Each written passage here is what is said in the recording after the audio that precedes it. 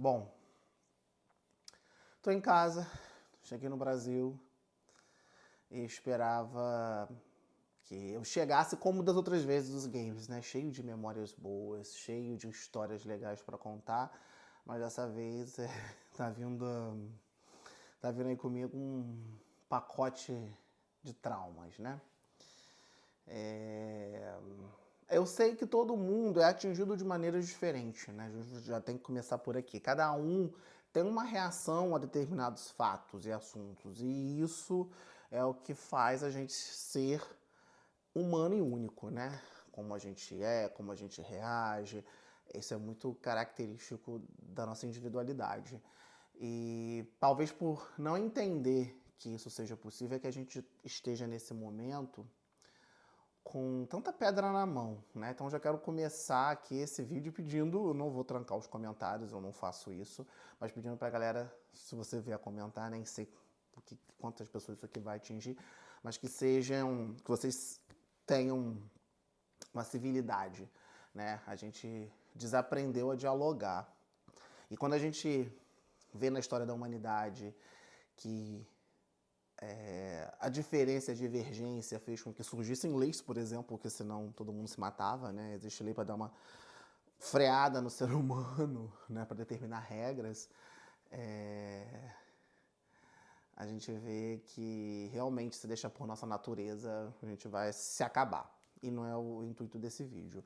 Bom, para quem chegou aqui nesse vídeo de repente por acaso, eu tô logo depois dos CrossFit Games, né, de 2024, onde tivemos a morte de um atleta já na primeira prova, o atleta sérvio, Lazar Dukic. Morreu na parte de natação da prova, né?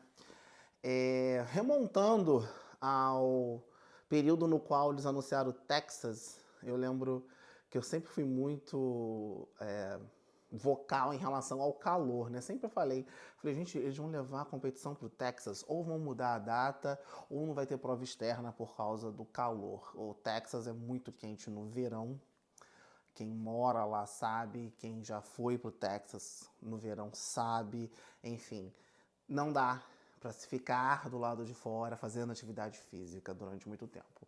E aí, durante os meses, né, soubemos que seriam pouquíssimas provas externas, e aí depois, muito perto já dos games, a gente descobriu que seriam 2 provas, sendo essa a primeira de corrida e natação, e que seria muito cedo, talvez por causa do calor, né, que eles trariam a prova para bem cedo, justamente porque depois de um determinado horário fica muito quente.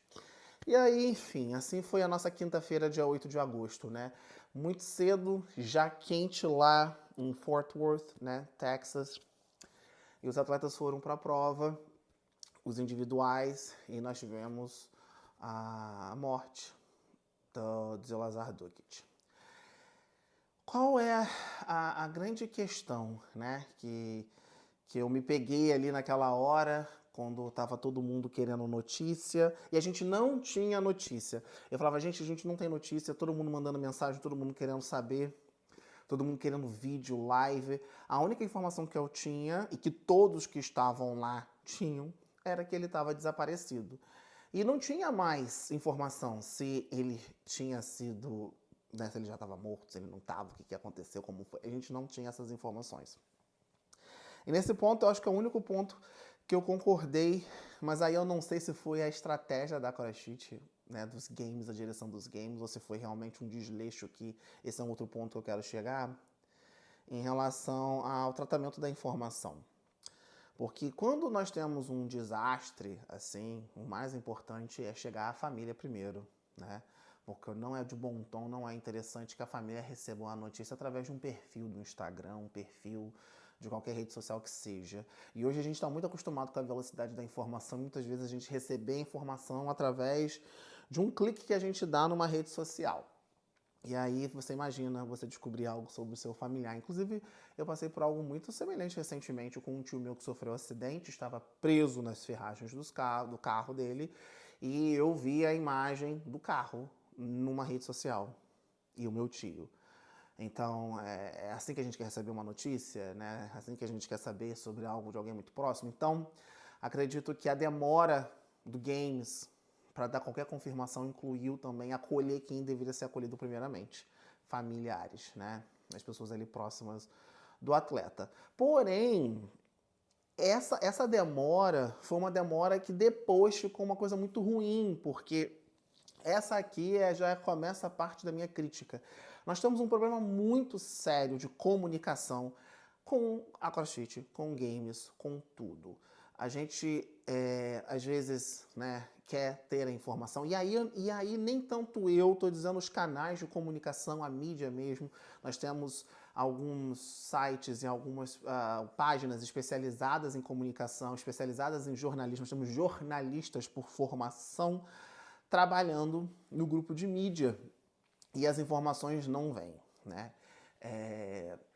Crise, né? Estávamos ali num momento de crise e a gestão não foi muito boa. Inclusive, era o que a gente escutava ali dos bastidores, inclusive de mídia externa. Eu não estava como mídia, eu não fui mídia dos games, eu estava como espectador, mas pela minha proximidade com a galera de mídia, eu tive essas informações e conversando com um ou outro. Era todo mundo uníssono na situação de falta de informação, né?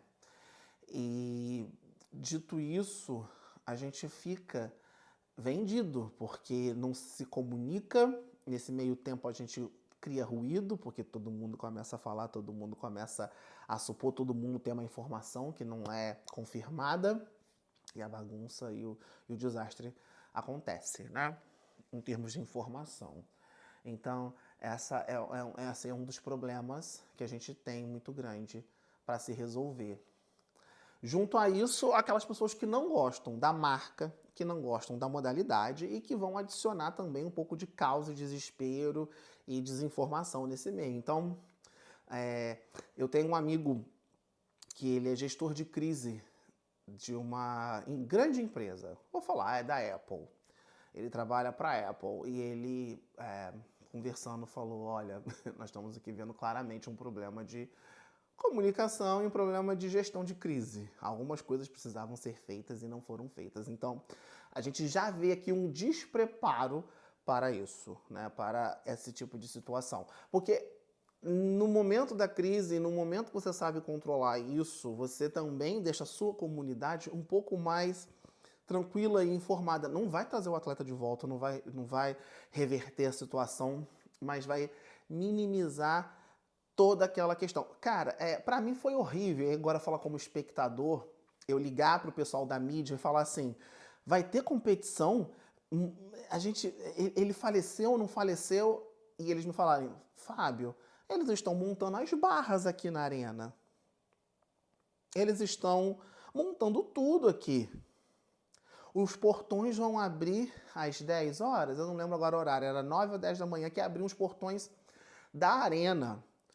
E eu, com o ingresso que eu paguei, falei, tá, tô indo. Então, de repente, ele não morreu, ele tá mal, ele foi socorrido, ele cansou, saiu pelo canto. Fui pra lá. Então, assim, era a forma, talvez, deles... Aí eu fiquei pensando, não, gente, talvez eles estejam fazendo isso para poder informar todo mundo de uma vez só, né? Vai estar todo mundo na arena que comprou o ingresso, eles vão informar que, né, devido à situação, ou vai cancelar tudo, ou não vai ter um atraso. Mas foi uma sensação, assim, esquisita. E a gente entrando na arena, vida normal. Entrando na arena, as pessoas sentando. Mas eu conheço as pessoas que estavam ali. Eu fui olhando, né, a cara das pessoas que estavam ali para trabalhar, né, ali na arena, já sentado no meu lugar, vendo alguns rostos conhecidos. E vendo no semblante deles aquele ar de enterro. Enfim. E aí foi dado o anúncio, né, pela Kiki, né, que é a narradora, que os eventos estavam suspensos para aquele dia, mas sem nenhuma informação. A informação depois veio através da mídia, tem o vídeo do Sérgio, que está até em colaboração, e a gente ficou sabendo, e foi aquele choque muito grande. E aí o que eu comecei a perceber é que todo mundo que estava lá na área de chegada para filmar, para torcer, porque tinha torcida, todo mundo que estava ali com quem eu conversei, então todos com quem eu conversei, não são todas as pessoas, obviamente, começaram a se sentir culpadas, porque logo depois recuperaram as imagens, que a CrossFit ainda demorou para tirar as imagens, ainda bem, né, pra gente ter também um pouco de informação, tirar as imagens do ar, do ao vivo, e aí as pessoas que estavam lá, incluindo agora eu vou usar o nome, o Ricardo, que é do Google Cross, falou, gente, eu tava ali, como é que eu não vi isso, né? Muita gente se sentindo culpada, muita gente dizendo que viu, que tentou entrar, e aí eu comecei a perceber que aquela coisa eu poderia ter feito e não fiz, começou a instalar na galera, a galera começou a se culpar, e começou todo mundo a ter um pesar muito grande, esses que estavam ali. E a atenção estava muito grande em cima da tia Claire, né, porque ela foi a terceira a sair da água, né, foi a segunda, terceira, ela foi a terceira a sair de todos, né, saíram os dois meninos e ela saiu, e aí a atenção toda é virada para ela, e quando a gente vê nas imagens é quando o Lazar tá ali na água pedindo ajuda, né. Então, começou aquele clima de incerteza, o que vai acontecer, porque ninguém nunca tinha passado por isso, né? A gente nunca, meu sexto games, né? Eu nunca tinha passado por isso. Já vi alguns acidentes, algumas coisas. A Brooke Wells, quando ela machucou o cotovelo, né? Ela quebrou o cotovelo. Foi na minha frente, eu estava sentado assistindo. Eu vi coisas acontecendo durante os games.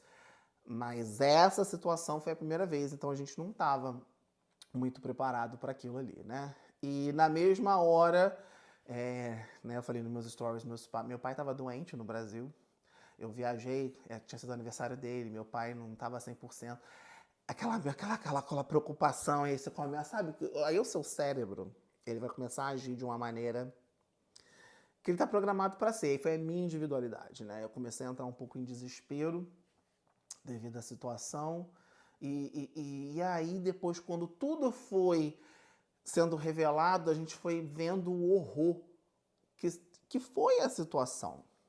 E aí vai entrar o meu ponto, né? Para muita gente, em esportes de alto rendimento, fatalidades acontecem, né? No triatlon, e aí números aparecem nessa hora. Não sei quantos atletas de triatlon já morreram em competição, ultramaratona, e lá. E isso meio que tentando entrar numa coisa, é normal, acontece. Eu não tenho esses dados, eu não busquei essa informação, até porque eu tô cansado, assim, minha cabeça tá um pouco cansada, e eu preciso também saber lidar com isso, mas eu sempre pergunto, mas como é que é a morte, né, assim, essa fatalidade? A pessoa some, fica horas desaparecida, existe um mínimo de dignidade, tem gente que nunca foi achada, porque a situação pra mim, que é horrível, e aí vai entrar o ponto que eu falo que a gente tem que querer sim, a averiguação de todo o ocorrido, a perícia ainda não saiu, até agora no momento que eu gravei esse vídeo, ainda não temos o laudo lá da autópsia, para entender a dinâmica dos fatos que levou à morte do Lazar, né? Vamos supor que realmente tenha sido uma fatalidade, que muita gente, nossa, ele teve um mal súbito, ele poderia ter tido isso na corrida, ele poderia ter tido fazendo um clean. Vamos imaginar isso, que tenha sido isso. Nada justifica ele ter passado por isso, ter pedido socorro, como a gente interpreta daquela imagem, e o corpo dele ser encontrado 3 horas depois. O Morning Chalk-Up fez a timeline, a linha do tempo de tudo que aconteceu. 7h37 é a última hora que a gente viu, o último momento que a gente vê no horário local a imagem dele. E 10h30 é quando recuperam o corpo. Então todos os atletas nadaram por cima, por baixo, do lado, sei lá, da pessoa que estava pedindo ajuda. Então, o que eu, Fábio Broco, penso é que, foi uma fatalidade? Se foi uma fatalidade, eu acho que o mínimo que o esporte, que a organização tem que garantir a um atleta é a sua dignidade, até na hora da sua morte. Que não passem por cima do seu corpo. A gente vai imaginar um jogador de futebol infartando no campo de futebol e todo mundo continua jogando a bola. Não, depois a gente tira que não pode parar porque são 90 minutos. Toca ou ninguém viu.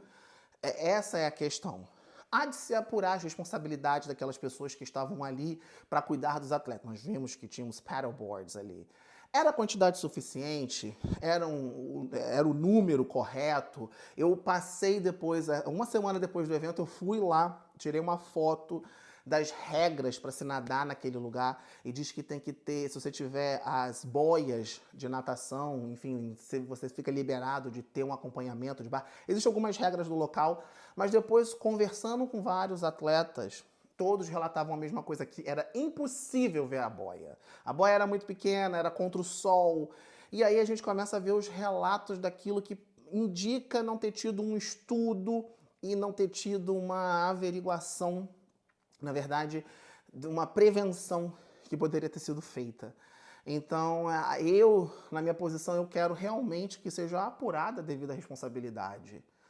A família do Lazar, o próprio Lazar, tem que ter essa situação resolvida e apurada,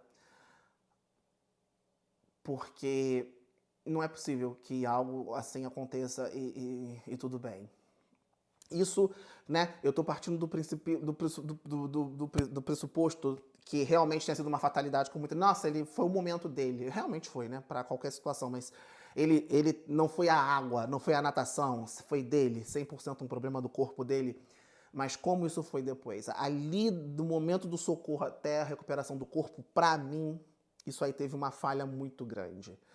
Então, essa é a situação. Agora, de novo, a gente não sabe qual foi o motivo, a causa-morte. Ninguém pode dizer, porque não tem ainda a autópsia revelada. A gente não tem ainda o laudo médico exposto. Então, tudo que a gente for falar agora é especulação.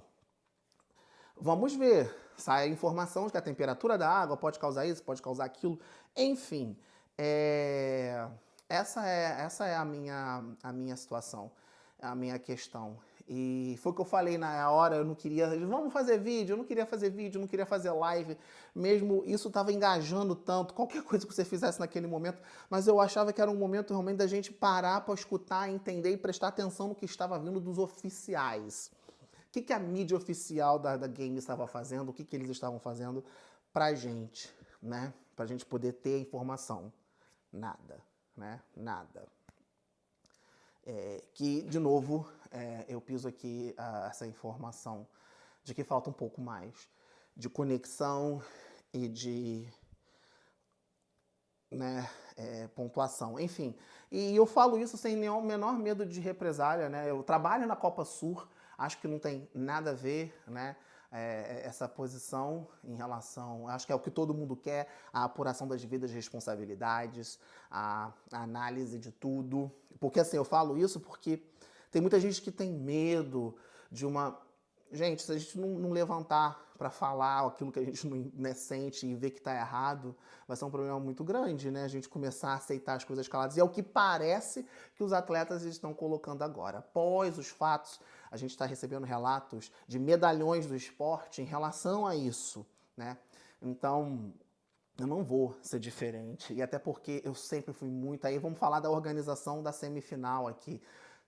O carinho que a equipe tem, o cuidado que a gente sempre teve, a equipe médica, né? Eu lembro do Anderon em 2022, né? Quando ele se machucou lá, fazendo o movimento durante a semifinal ali, que foi no Espírito Santo, os médicos todos ali. Então, assim, que isso que aconteceu lá nos Estados Unidos sirva realmente de parâmetro para que não aconteça mais, nem em uma semifinal, nem nos campeonatos menores, nos sancionados, nos licenciados que a gente tem, ou aqueles que simplesmente, né, fazem os seus campeonatos e não sejam licenciados. Então, sem nenhuma preocupação em relação ao meu futuro dentro do esporte que eu coloco isso daqui, porque eu também me sinto responsável. Aí entra uma parte de bastidor que eu não falei para vocês, não estava fazendo isso para like, para engajamento. Fala, gente, eu conversei com os atletas, gente.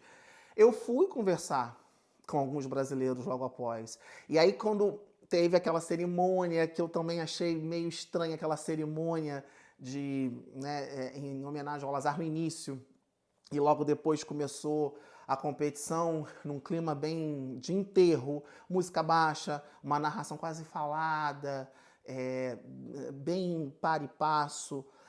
E aí eu tava vendo no semblante dos atletas o sofrimento. Quando eu vi a Julia Cato saindo da primeira prova que ela fez, da segunda no caso, né, da competição, mas a primeira dentro da arena, eu falei, cara, não dá. Quando eu vi o Gui, eu falei, gente, a minha vontade de jantar, Gui, vai pra casa, fica aqui não. Pra que você tá aqui? Porque eu via nele, no rosto dele, que não era ele. Eu conheço esse menino há bastante tempo. Sei como é que o Gui é. E olhar ali não, era só o corpo, sabe? Aquela presença do corpo e a mente não estava ali. Então, fui junto com o Tato e com o Carol, a gente foi conversar, né? Com eles, mais para saber como é que eles estavam. A gente estava nem querendo tocar no assunto, a gente estava, vamos conversar com eles. E alguns apareceram ali no ponto que a gente podia encontrar, né? Porque a gente não tinha acesso dentro do espaço, né? Mas a gente tinha acesso à porta, então a gente foi até onde a gente tinha acesso. E aí o Gui veio conversar, depois chegou o Calian, a Vitória Campos também apareceu, tava o Neto, que é o coach e marido de Julia Cato, o Beto Cardoso também passou por ali, mas a gente conversou muito com o Gui. E aí foi que a gente, né, conversando, a gente entendeu muito a dinâmica da prova, né? Uma das coisas que o Gui falou é que a natação naquele lago era muito longe de qualquer beirada. E que, tipo, se você cansasse e você quisesse parar, tipo, gente, desistir, não tinha nem pra onde, você tinha que terminar a prova, porque era difícil para você sair, ter um acesso, e isso é um pouco desesperador. A Júlia também falou isso, outras pessoas vieram falar isso, e na conversa que eu tive com o Gui, eu falei, Gui, você tem que fazer aquilo que você acha que é bom para você e que sinalize que não tá legal, né? Porque eu entendo todo mundo que decidiu competir, aí entram as questões que a gente não tem controle, patrocinador, o ano do atleta, e aí que é a questão que todo mundo critica, que parece que a CrossFit deixou na mão, porque como eles expuseram, né, fizeram a revelação, vamos continuar porque os atletas, nós dividimos com os atletas, e os atletas, em sua maioria, decidiram competir, então, né, dividiu a responsabilidade pelo evento que continuou, mas nessa hora eu acredito que eu entendo que vamos ouvir, precisamos ouvir, facilita a divisão da responsabilização, porque se você faz um movimento de não vai ter mais, e parece que é autoritário, ou vai ter independente de ouvir vocês, vai ser autoritário, mas todo mundo reclama de uma indução, que o questionário, o Bernardo, coach, ex-coach do Gui, coach da Andréa Pinheiro, né, colocou lá muito bem, tem lá, acho que está no perfil dele, né, como foi, né, que precisava de alguém ali para bater de frente na reunião que eles tiveram, dos atletas, para decidir se ia continuar ou não, alguém para realmente bater de frente. A Laura saiu, o Adler saiu, mas alguém que tivesse mais um poder de discussão porque parece que teve, dividiu, fez um questionário. Aí eu tô falando sobre relato, coisa que eu não presenciei, né? Mas e o questionário vai competir, você quer competir de manhã ou de tarde? Não tinha o não quero competir, eu quero que cancele. Não existia isso. Então, ficou muito nebuloso. E aí, conversando com o Gui, eu falei, Gui, o que você decidir, eu vou apoiar. Se você decidir competindo, se você decidir competir, eu vou estar ali sentado te olhando.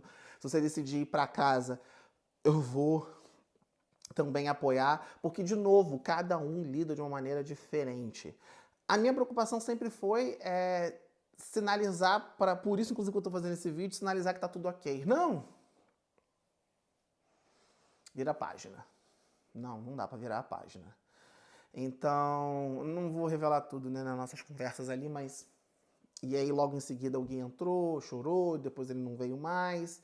Júlia continuou, ela deu uma entrevista pro Sérgio, e aí, quando... Tem esse vídeo no meu feed. Eu falei, cara, eu vou estar ali, porque eu estava na saída dos atletas, eu conseguia olhar para eles. Toda vez que a Júlia saía, eu sinalizava, dava um ok para ela, mas era sofrido. Era muito sofrido. Então, para mim, ficou um games sofrido.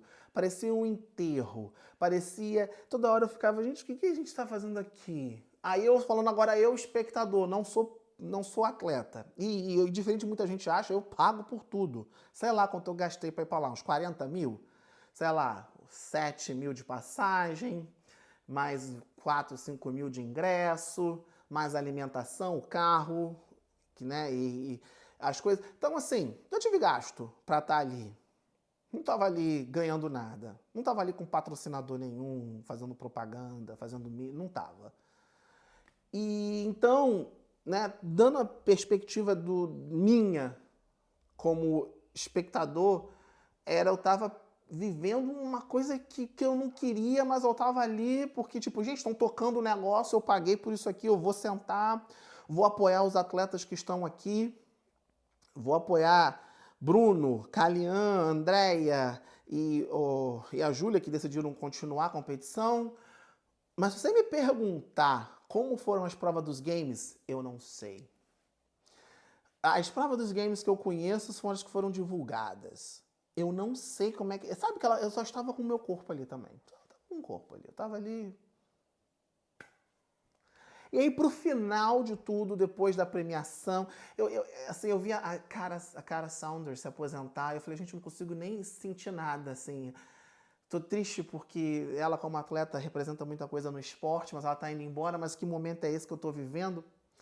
E aí, depois de tudo, na premiação, e que não foi transmitido, parece, nós tivemos praticamente um culto fúnebre. Colocaram lá aquele totem, esqueci o nome, tem um nome, com o nome de Lazar Dukic, e as pessoas colocando as flores, e tivemos aquele cerimonial de despedida. E aí eu falei, a gente tá passando por isso tudo aqui, precisava ser desse jeito? E, tipo, o tom ficou diferente porque, uau, nós estamos competindo. Agora, vamos ficar aqui triste porque nós temos que prestar. Talvez se aquilo tivesse sido o início, teria sido diferente, porque aquele minuto de silêncio, que nem se durou um minuto, que foi, né, no início de sexta-feira. Aí foi esse tom. Nesse tom a gente terminou o Games de 2024 cheios de perguntas, com 0 de respostas e sem a gente entender o que vai acontecer daqui pra frente, né? Eu não sei se esse meu vídeo está sendo revelador, eu só tô expondo aqui porque eu precisava expor. Depois eu vi o Vini Flowers, que trabalha muitos anos na mídia, filmando, faz imagens incríveis. Trabalhei com ele várias vezes, a gente trabalhou nos eventos aqui do Brasil. Triste, fazendo seus vídeos, daquilo ali que ele também meio que... Cara, como The Show Must Go On, todo mundo que estava ali teve que continuar. Não tem como... Não, vambora. E aí eu fico, precisava fazer todo mundo passar por isso? Precisava ser desse jeito? Eu não sei nem como terminar esse vídeo. Eu sei que eu tô com esse pesadelo, tá? Toda hora, eu me sinto culpado às vezes de estar rindo vendo um vídeo. Eu fico, que vídeo, sabe? Parece que é isso, você vai rodar a sua página, vem um meme. Aí de repente vem Lazar Dukic, você fica, meu Deus. Aí do nada você tá fazendo uma comida, você vem, nossa, o Lazar, meu Deus, que não sei o quê. Eu era próximo do atleta? Não. Conhecia de vista. Mas estava com ele? Não.